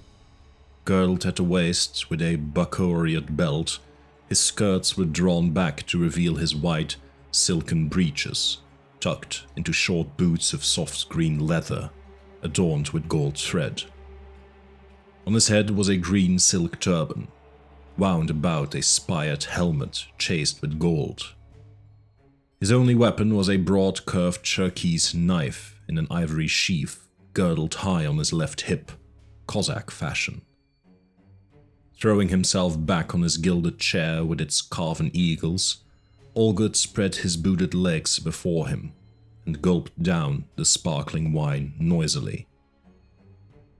To his splendor, the huge Cimmerian opposite him offered a strong contrast with his square-cut black mane, brown, scarred countenance, and burning blue eyes. He was clad in black mesh mail, and the only glitter about him was the broad gold buckle of the belt which supported his sword in its worn leather scabbard. They were alone in the silk-walled tent, which was hung with gilt-work tapestries and littered with rich carpets and velvet cushions, the loot of the caravans. From outside came a low, incessant murmur, the sound that always accompanies a great throng of men, in camp or otherwise. An occasional gust of desert wind rattled the palm leaves. "Today in the shadow, tomorrow in the sun," quoth Olgerd, loosening his crimson girdle a trifle and reaching again for the wine jug. "That's the way of life. Once I was a hetman on the Zaporozhka. Now I am a desert chief. 7 months ago you were hanging on a cross outside Khauran. Now you're lieutenant to the most powerful raider between Tehran and the western meadows. You should be thankful to me." "For recognizing my usefulness," Conan laughed and lifted the jug. "When you allow the elevation of a man, one can be sure that you will profit by his advancement. I have earned everything I won with my blood and sweat." He glanced at the scars on the inside of his palms. There were scars too on his body, scars that had not been there 7 months ago. "You do fight like a regiment of devils," conceded Olgerd. "But don't get to thinking that you've had anything to do with the recruits who've swarmed in to join us. It was our success at raiding, guided by my wit, that brought them in. These nomads are always looking for a successful leader to follow, and they have more faith in a foreigner than in one of their own race. There is no limit to what we may accomplish. We have 11,000 men now. In another year, we may have 3 times that number. We've contented ourselves so far with raids on the Tyranian outposts in the city-states to the west. With 30 or 40,000 men, we'll raid no longer. We'll invade, conquer, and establish ourselves as rulers. I'll be emperor of all of Shem yet, and you'll be my vizier, so long as you carry out my orders unquestioningly. In the meantime, I think we'll ride eastward and storm that Tyranian outpost at Vezek, where the caravans pay toll." Conan shook his head. "I think not." Olgerd glared, his quick temper irritated. "What do you mean you think not? I do the thinking for this army." "There are enough men in this band now for my purpose," answered the Cimmerian. "I am sick of waiting. I have a score to settle." "Oh," Olgerd scowled and gulped wine, then grinned. "Still thinking of that cross, eh? Well, I like a good hater, but that can wait." "You told me once you'd aid me in taking Khauran," said Conan. "Yes, but that was before I began to see the full possibilities of our power," answered Olgerd. "I was only thinking of the loot in the city. I don't want to waste our strength unprofitably. Khauran is too strong a nut for us to crack now. Maybe in a year." "Within the week," answered Conan, and the Cossack stared at the certainty in his voice. "Listen," said Olgerd, "even if I were willing to throw away men on such a harebrained attempt, what could you expect? Do you think these wolves could besiege and take a city like Khauran?" "There will be no siege," answered the Cimmerian. "I know how to draw Constantius out into the plain." "And what then?" cried Olgerd with an oath. "In the arrow play, our horsemen would have the worst of it, for the armor of the Ashuri is the better, and when it came to sword strokes, their close-marshaled ranks of trained swordsmen would cleave through our loose lines and scatter our men like chaff before the wind." "Not if there were 3,000 desperate Hyborian horsemen fighting in a solid wedge such as I could teach them," answered Conan. "And where would you secure 3,000 Hyborians?" asked Olgerd with vast sarcasm. "Will you conjure them out of the air?" "I already have them," answered the Cimmerian imperturbably. 3,000 men of Khauran camp at the oasis of Akrel, awaiting my orders." "What?" Olgerd glared like a startled wolf. "Aye, men who had fled from the tyranny of Constantius. Most of them have been living the lives of outlaws in the desert of Khauran, and are gaunt and hard, desperate as man-eating tigers. One of them will be a match for any 3 squat mercenaries. It takes oppression and hardship to stiffen men's guts and put the fire of hell into their thews. They were broken up into small bands. All they needed was a leader. They believed the word I sent them by my riders, and assembled at the oasis and put themselves at my disposal." "All this without my knowledge?" A feral light began to gleam in Olgerd's eyes. He hitched at his weapon girdle. "It was I they wished to follow, not you." "And what did you tell these outcasts to gain their allegiance?" There was a dangerous ring in Olgerd's voice. "I told them that I'd use this horde of desert wolves to help them destroy Constantius, and give Khauran back into the hands of its citizens." "You fool," whispered Olgerd. "Do you deem yourself chief already?" The men were on their feet, facing each other across the ebony board, devil lights dancing in Olgerd's cold grey eyes, a grim smile on the Cimmerian's hard lips. "I'll have you torn between 4 palm trees," said the Kozak calmly. "Call the men and bid them do it," challenged Conan. "See if they still obey you." Baring his teeth in a snarl, Olgerd lifted his hand, and then paused. There was something about the confidence in the Cimmerian's dark face that shook him. His eyes began to burn like those of a wolf.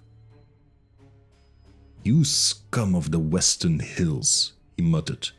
"Have you dared seek to undermine my power?" "I didn't have to," answered Conan. "You lied when you said I had nothing to do with bringing in the new recruits. I had everything to do with it. They took your orders, but they fought for me. There is no room for 2 chiefs at the Zuagirs. They know I am the stronger man. I understand them better than you, and they me, because I am a barbarian too." "And what will they say when you ask them to fight for Khauran?"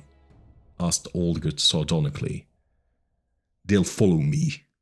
I'll promise them a camel train of gold from the palace. Khauran will be willing to pay that as a guerdon for getting rid of Constantius. After that, I'll lead them against the Turanians as you have planned.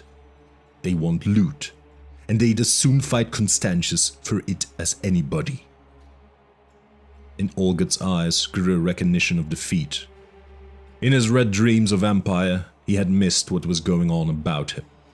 Happenings and events that had seemed meaningless before now flashed into his mind with their true significance, bringing a realization that Conan spoke no idle boast. The giant, black-mailed figure before him was the real chief of the Zuagir. "Not if you die," muttered Olgerd, and his hand flickered toward his hilt. But quick as the stroke of a great cat, Conan's arm shot across the table, and his fingers locked on Olgerd's forearm. There was a snap of breaking bones, and for a tense instant the scene held. The men facing each other as motionless as images. Perspiration starting out on Olgerd's forehead. Conan laughed, never easing his grip on the broken arm. "Are you fit to live, Olgerd?" His smile did not alter as the corded muscles rippled in knotting ridges along his forearm, and his fingers ground into the Cossack's quivering flesh. There was the sound of broken bones grating together, and Olgerd's face turned the color of ashes. Blood oozed from his lip where his teeth sank, but he uttered no sound. With a laugh, Conan released him and drew back, and the Cossack swayed, caught the table edge with his good hand to steady himself. "I give you life, Olgerd, as you gave it to me," said Conan tranquilly, "though it was for your own ends that you took me down from the cross. It was a bitter test you gave me then. You couldn't have endured it, neither could anyone but a Western barbarian. Take your horse and go. It is tied behind the tent, and food and water are in the saddlebags. None will see you're going, but go quickly. There's no room for a fallen chief on the desert. The warriors see you, maimed and deposed. They'll never let you leave the camp alive." Olgerd did not reply. Slowly, without a word, he turned and stalked across the tent, through the flapped opening. Unspeaking, he climbed into the saddle of the great white stallion that stood tethered there in the shade of a spreading palm tree. And unspeaking, with his broken arm thrust in the bosom of his khalat, he reined the steed about and rode eastward into the open desert, out of the life of the people of the Zuagir. Inside the tent, Conan emptied the wine jug and smacked his lips with relish. Tossing the empty vessel into a corner, he braced his belt and strode out through the front opening, halting for a moment to let his gaze sweep over the lines of camel-hair tents that stretched before him, and the wide-robed figures that moved among them, arguing, singing, mending bridles or whetting tulwars. He lifted his voice in a thunder that carried to the farthest confines of the encampment. "Ah, you dogs! Sharpen your ears and listen. Gather round here. I have a tale to tell you."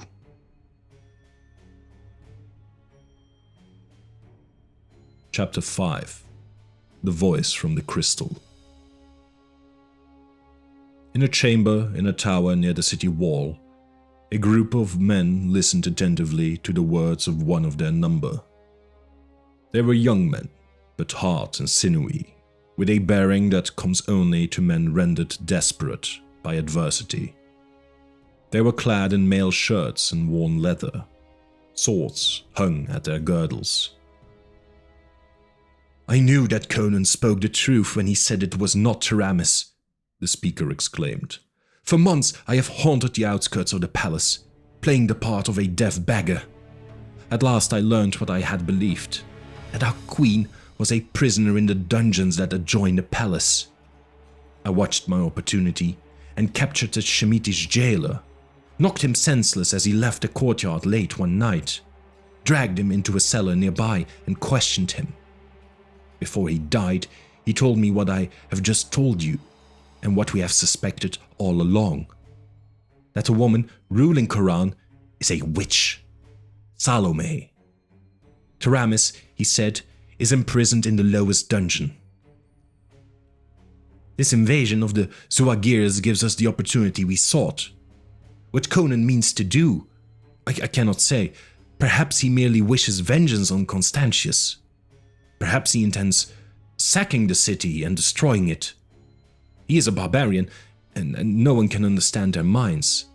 But this is what we must do: rescue Taramis while the battle rages. Constantius will march out into the plain to give battle. Even now his men are mounting. He will do this because there is no sufficient food in the city to stand a siege.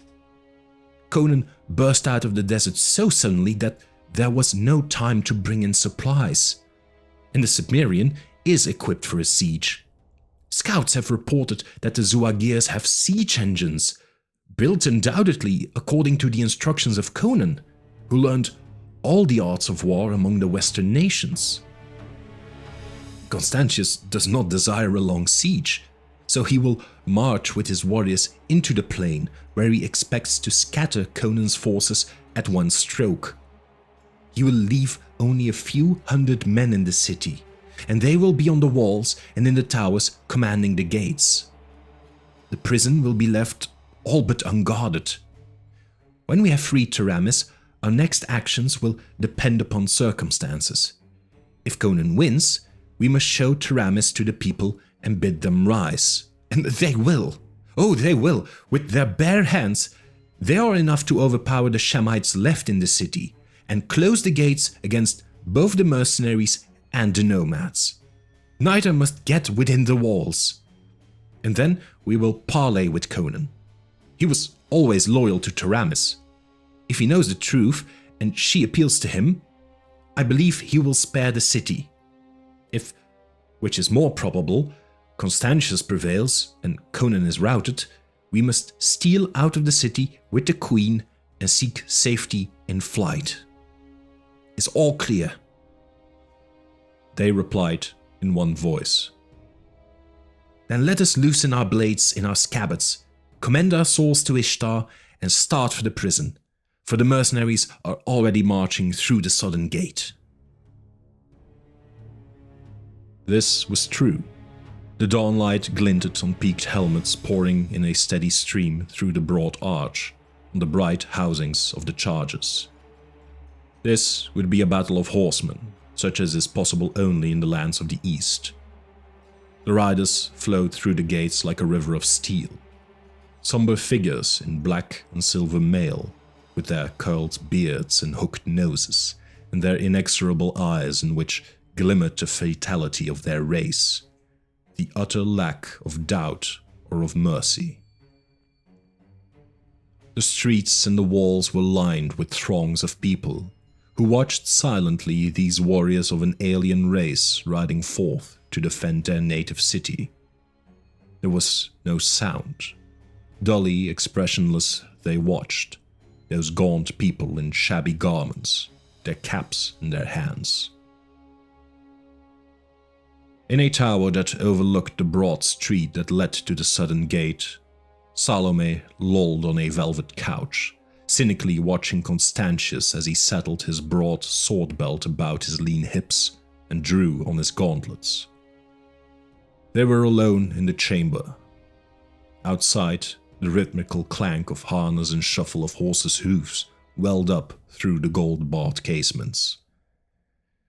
"Before nightfall," quoth Constantius, giving a twirl to his thin mustache, "you'll have some captives to feed to your temple, devil. Does it not grow weary of soft city-bred flesh? Perhaps it would relish the harder thews of a desert man." "Take care you do not fall prey to a fiercer beast than Thork," warned the girl. "Do not forget who it is that leads these desert animals." "I am not likely to forget," he answered.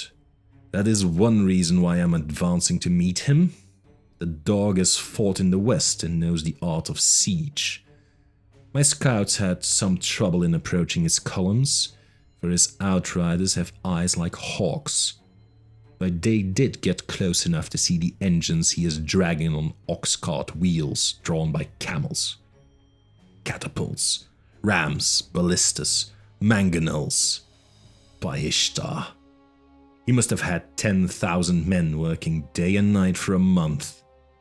Where he got the material for their construction is more than I can understand. Perhaps he has a treaty with the Turanians and gets supplies from them.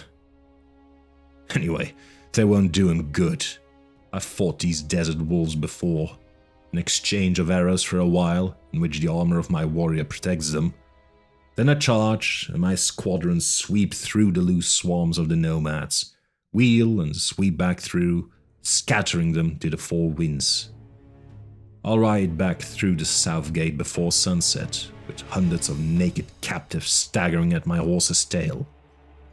We'll hold a fete tonight, in the great square. My soldiers delight in flaying their enemies alive. We will have a wholesale skinning, and make these weak-kneed townsfolk watch. As for Conan, it will afford me intense pleasure, if we take him alive, to impale him on the palace steps." "Skin as many as you like," answered Salome indifferently. "I would like a dress made of human hide, but at least 100 captives you must give to me, for the altar, and for Thork." "It shall be done," answered Constantius, with his gauntleted hand brushing back the thin hair from his high, bald forehead, burnt dark by the sun. "For victory in the fair honor of Taramis," he said sardonically, and taking his visored helmet under his arm, he lifted a hand in salute and strode clanking from the chamber. His voice drifted back, harshly lifted in orders to his officers. Salome leaned back on the couch, yawned, stretched herself like a great supple cat and called, "Jang!" A cat-footed priest with features like yellowed parchment stretched over a skull entered noiselessly. Salome turned to an ivory pedestal on which stood 2 crystal globes, and taking from it a smaller, she handed the glistening sphere to the priest. "Ride with Constantius," she said. "Give me the news of the battle. Go." The skull-faced man bowed low, and, hiding the globe under his dark mantle, hurried from the chamber. Outside in the city, there was no sound, except the clank of hoofs and after a while the clang of a closing gate. Salome mounted a white marble stair that led to the flat, canopied, marble battlemented roof. She was above all other buildings in the city. Streets were deserted. The great square in front of the palace was empty. In normal times, folk shunned the grim temple which rose on the opposite side of that square, but now the town looked like a dead city. Only on the southern wall and the roofs that overlooked it was there any sign of life. There, the people massed thickly. They made no demonstration, did not know whether to hope for the victory or defeat of Constantius. Victory meant further misery under his intolerable rule. Defeat probably meant the sack of the city and red massacre. No word had come from Conan. They did not know what to expect at his hands, but they remembered that he was a barbarian. The squadrons of the mercenaries were moving out into the plain. In the distance, just this side of the river, other dark masses were moving, barely recognizable as men on horses. Objects dotted the farther bank. Conan had not brought his siege engines across the river, apparently fearing an attack in the midst of the crossing. But he had crossed with his full force of horsemen. The sun rose and struck glints of fire from the dark multitudes. The squadrons from the city broke into a gallop. A deep roar reached the ears of the people on the wall. The rolling masses merged, intermingled. At that distance it was a tangled confusion in which no details stood out. Charge and countercharge were not to be identified. Clouds of dust rose from the plains under the stamping hoofs, veiling the action. Through these swirling clouds, masses of riders loomed, appearing and disappearing, and spears flashed. Salome shrugged her shoulders and descended the stairs. The palace lay silent. All the slaves were on the wall, gazing vainly southward with the citizens. She entered the chamber where she had talked with Constantius, and approached the pedestal, noting that the crystal globe was clouded, shot with bloody streaks of crimson. She bent over the ball, swearing under her breath. "Zhang," she called. "Zhang!" Mists swirled in the sphere, resolving themselves into billowing dust clouds through which black figures rushed unrecognizably. Steel glinted like lightning in the murk. Then the face of Zhang leaped into startling distinctness. It was as if the wide eyes gazed up at Salome. Blood trickled from a gash in the skull-like head. The skin was grey with sweat-runneled dust. The lips parted, writhing. To other ears than Salome's, it would have seemed that the face in the crystal contorted silently. But sound to her came as plainly from those ashen lips as if the priest had been in the same room with her, instead of miles away, shouting into the smaller crystal. Only the gods of darkness knew what unseen magic filaments linked together those shimmering spheres. "Salome!" shrieked the bloody head. "Salome!" "I hear," she cried. "Speak. How goes the battle?" "Doom is upon us!" screamed the skull-like apparition. "Khauran is lost! My horse is down, and I cannot win clear. Men are falling around me. They are dying like flies in their silvered mail." "Stop yammering and tell me what happened," she cried harshly. "We rode at the desert dogs and they came on to meet us," yowled the priest. "Arrows flew in clouds between the hosts, and the nomads wavered. Constantius ordered to charge. In even ranks, we thundered upon them. But then the masses of their horde opened to right and left, and through the cleft rushed 3,000 Hyborian horsemen, whose presence we had not even suspected. Men of Khauran, mad with hate. Big men, in full armor, on massive horses. In a solid wedge of steel they smote us like a thunderbolt. They split our ranks asunder before we even knew what was upon us. and then the desert men swarmed us from either flank. They have ripped our ranks apart, broken and scattered us. It is a trick of that devil Conan. The siege engines are false. They are mere frames of palm trunks and painted silk that fooled our scouts who saw them from afar. A trick to draw us out to our doom. Our warriors are fleeing. Kumbanigash is down. Conan slew him. I do not see Constantius. The Khauran rage through our milling masses like blood-mad lions, and the desert men feather us with arrows. There was a flicker as of lightning, or trenchant steel, a burst of bright blood. Then, abruptly, the image vanished, like a bursting bubble, and Salome was staring into an empty crystal ball that mirrored only her own furious features. She stood perfectly still for a few moments, erect and staring into space. Then she clapped her hands, and another skull-like priest entered, as silent and immobile as the first. Constantius is beaten, she said swiftly. We are doomed. Conan will be crashing at our gates within the hour. If he catches me, I have no illusions as to what I can expect. But first, I'm going to make sure that my cursed sister never ascends the throne again. Follow me. Come what may, we shall give Thog a feast. As she descended the stairs and galleries of the palace, she heard a faint rising echo from the distant walls. The people there had begun to realize that the battle was going against Constantius.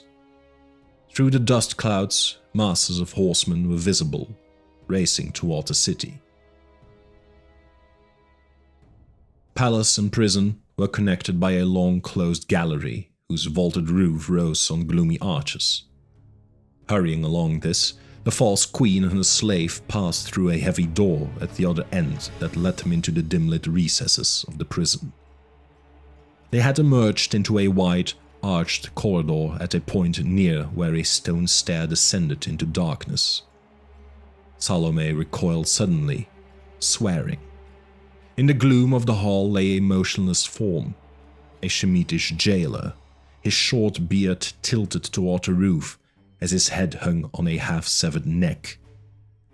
As panting voices from below reached the girl's ears, she shrank back into the black shadow of an arch, pushing the priest behind her, her hand groping in her girdle.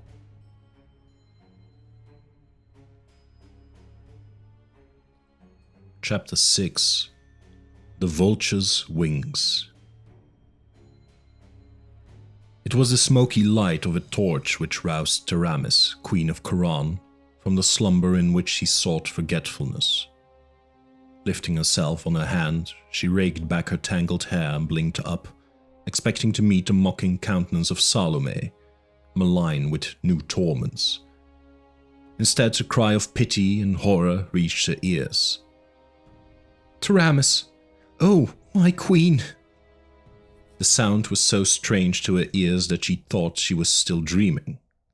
Behind the torch she could make out figures now, a glint of steel, then 5 countenances bent toward her, not swarthy and hook-nosed, but lean, aquiline faces, browned by the sun.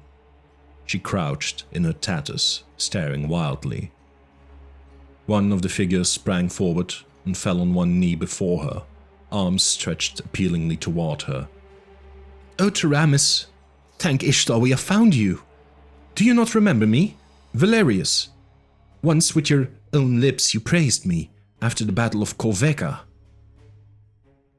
Valerius? She stammered. Suddenly tears welled into her eyes. Oh, I dream it.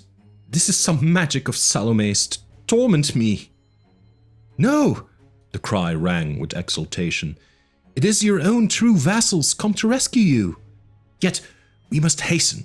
Constantius fights in the plain against Conan, who has brought the Zuagirs across the river. But 300 Shemites yet hold the city. We slew the jailer and took his keys, and have seen no other guards. But we must be gone. Come! The queen's legs gave way, not from weakness but from reaction.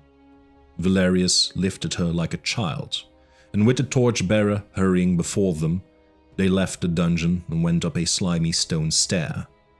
It seemed to mount endlessly, but presently they emerged into a corridor. They were passing a dark arch when the torch was suddenly struck out, and the bearer cried out in fierce, brief agony. A burst of blue fire glared in the dark corridor, in which the furious face of Salome was limned momentarily, with a beast-like figure crouching beside her. Then the eyes of the watchers were blinded by that blaze. Valerius tried to stagger along the corridor with the queen.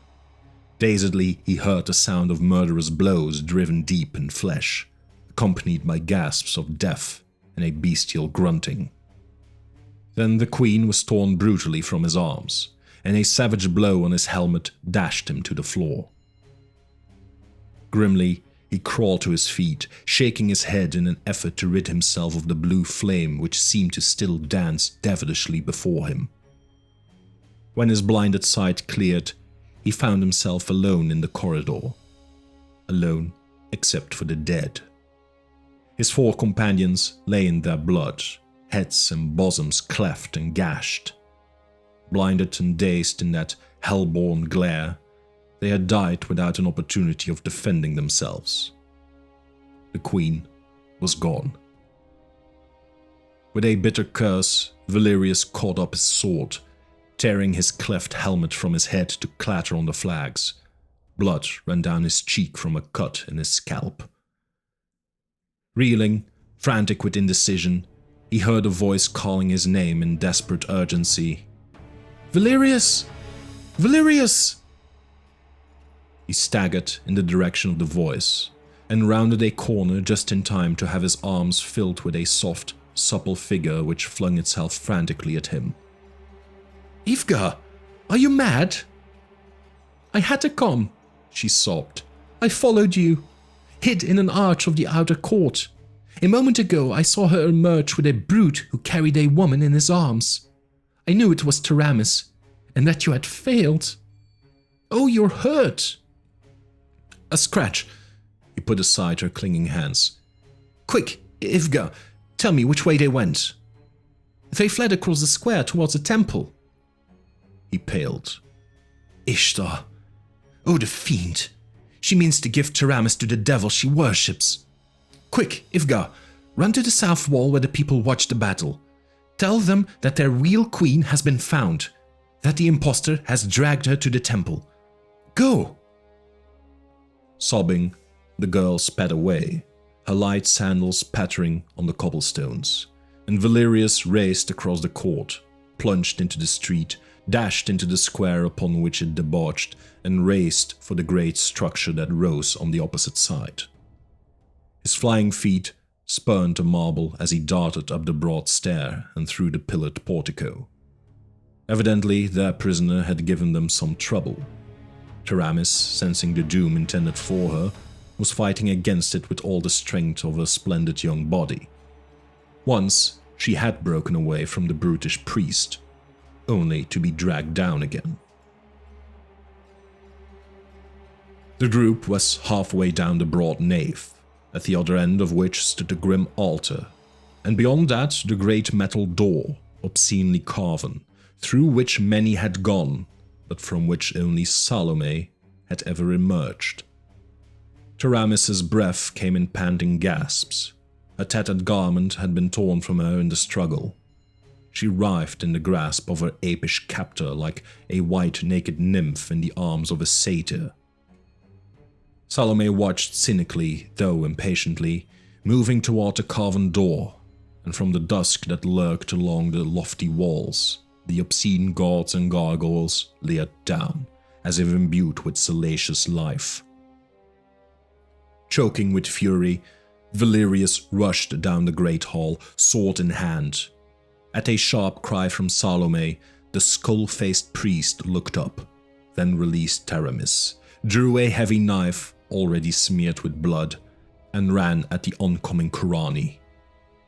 But, cutting down men blinded by the devil's flame loosed by Salome, was different from fighting a wiry young Hyborian afire with hate and rage. Up went the dripping knife, but before it could fall, Valerius's keen narrow blade slashed through the air, and the fist that held the knife jumped from its wrist in a shower of blood. Valerius, berserk, slashed again and yet again before the crumpling figure could fall. The blade licked through flesh and bone. The skull-like head fell one way, the half-sundered torso the other. Valerius whirled on his toes, quick and fierce as a jungle cat, glaring about for Salome. She must have exhausted her fire dust in the prison. She was bending over Taramis, grasping her sister's black locks in one hand, in the other lifting a dagger. Then, with a fierce cry, Valerius's sword was sheathed in her breast with such fury that the point sprang out between her shoulders. With an awful shriek, the witch sank down, writhing in convulsions, grasping at a naked blade as it was withdrawn, smoking and dripping. Her eyes were inhuman. With a more than human vitality, she clung to the life that ebbed through the wound that split the crimson crescent on her ivory bosom. She groveled on the floor, clawing and biting at the naked stones in her agony. Sickened at the sight, Valerius stooped and lifted the half-fainting queen. Turning his back on the twisting figure on the floor, he ran toward the door, stumbling in his haste. He staggered out upon the portico, halted at the head of the steps. The square thronged with people. Some had come at Igvar's incoherent cries, others had deserted the walls in fear of the on-sweeping hordes out of the desert, fleeing unreasoningly toward the center of the city. Dumb resignation had vanished. The throng seethed and milled, yelling and screaming. About the road there sounded somewhere the splintering of stone and timbers. A band of grim Shemites cleft the crowd. The guards of the northern gates, hurrying towards the south gate to reinforce their comrades there. They reined up short at the sight of the youth on the steps, holding the limp, naked figure in his arms. The heads of the throng turned toward the temple. The crowd gaped. A new bewilderment added to their swirling confusion. "Here is your queen!" yelled Valerius, straining to make himself understood above the clamor. The people gave back a bewildered roar. They did not understand, and Valerius sought in vain to lift his voice above their bedlam. The Shemites rode toward the temple steps, beating away through the crowd with their spears.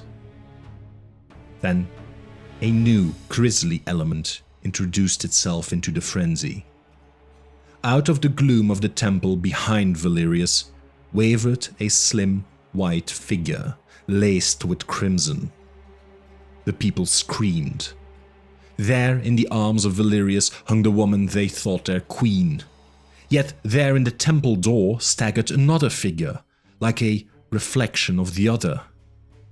Their brains reeled. Valerius felt his blood congeal as he stared at the swaying witch girl. His sword had transfixed her, sundered her heart. She should be dead. By all laws of nature, she should be dead.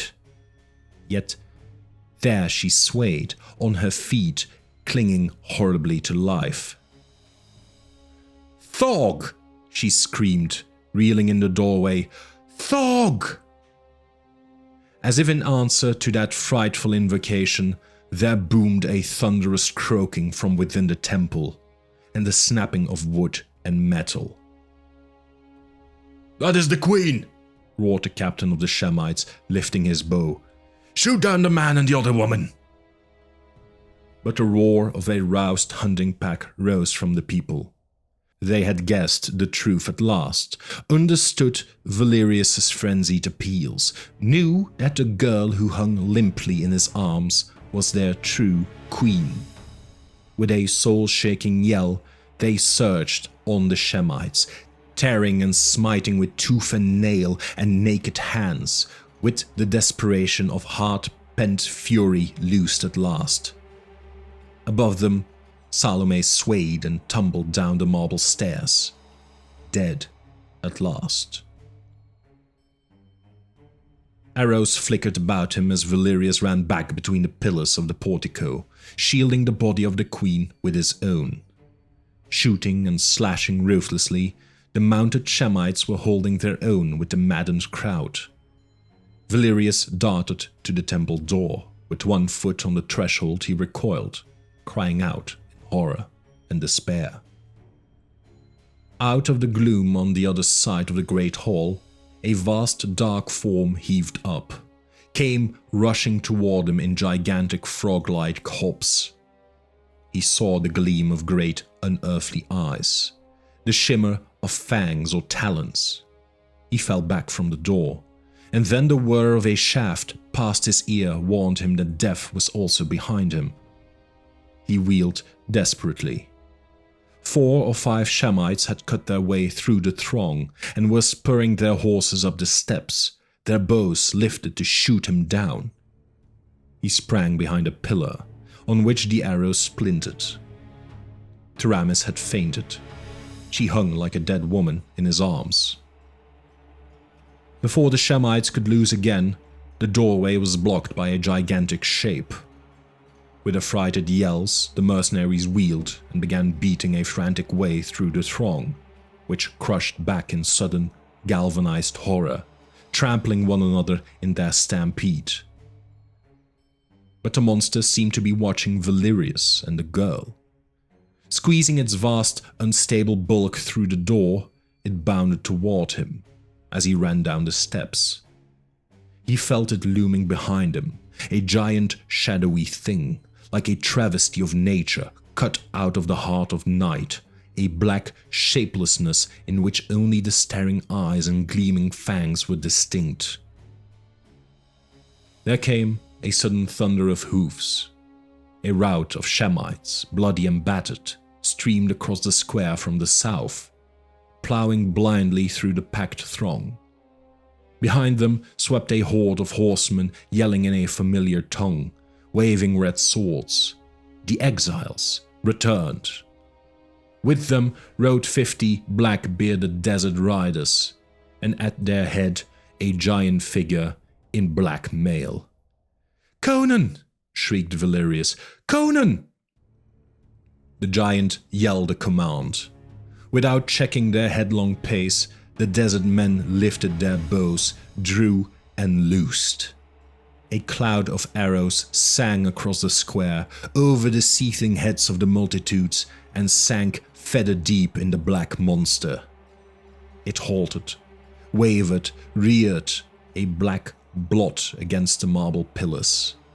Again the sharp cloud sang, and yet again the horror collapsed and rolled down the steps, as dead as the witch who had summoned it out of the night of ages. Conan drew rein beside the portico, leaped off. Valerius had laid the queen on the marble, sinking beside her in utter exhaustion. The people surged about, crowding in. The Cimmerian cursed them back, lifted her dark head, pillowed it against his mailed shoulder. "By Crom, what is this? The real Taramis. But who is that yonder?" "The demon who wore her shape," panted Valerius. Conan swore heartily. Ripping a cloak from the shoulders of a soldier, he wrapped it about the naked queen. Her long dark lashes quivered on her cheeks. Her eyes opened, stared up unbelievingly into the Cimmerian's scarred face.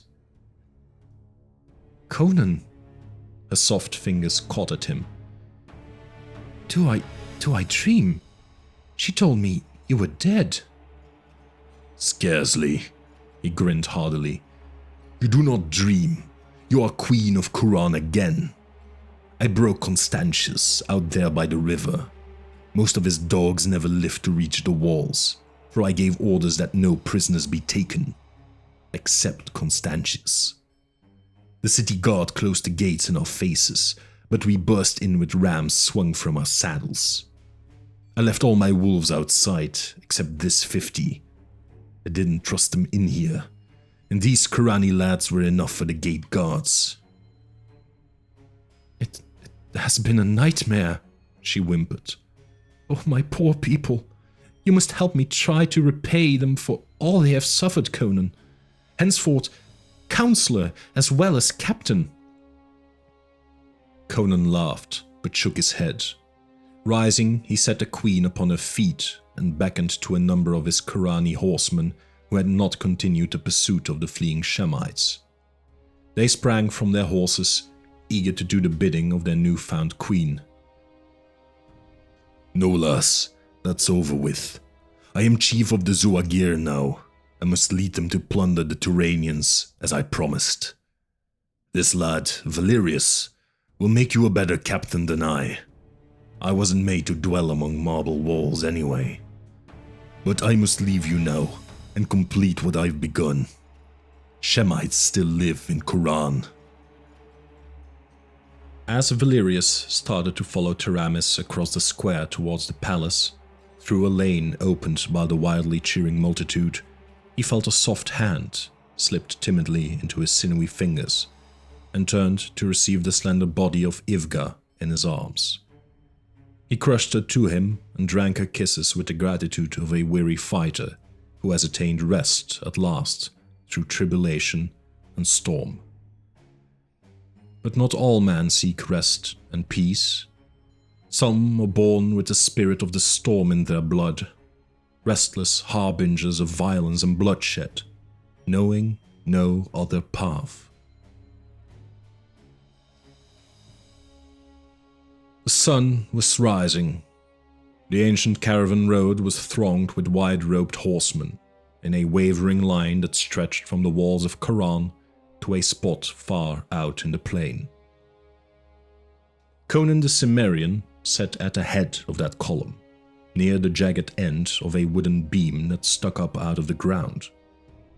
Near that stump rose a heavy cross, and on that cross hung a man hung by spikes through his hands and feet.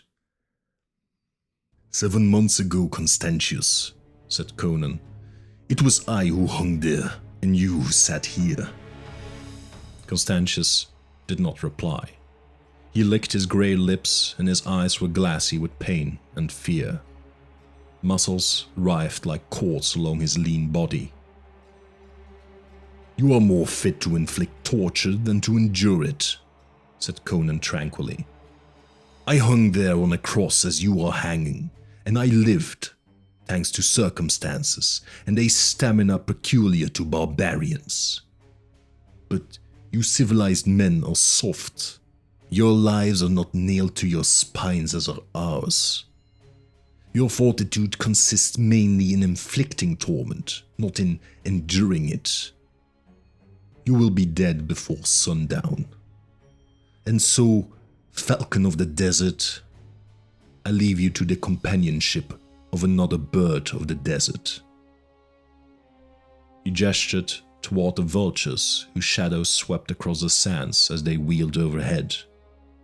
From the lips of Constantius came an inhuman cry of despair and horror. Conan lifted his reins and rode toward the river that shone like silver in the morning sun. Behind him, the white-clad riders struck into a trot. The gaze of each, as he passed a certain spot, turned impersonally and with the desert man's lack of compassion toward the cross and the gaunt figure that hung there, black against the sunrise. Their horses' hoofs beat out a knell in the dust, and lower swept the wings of the hungry vultures.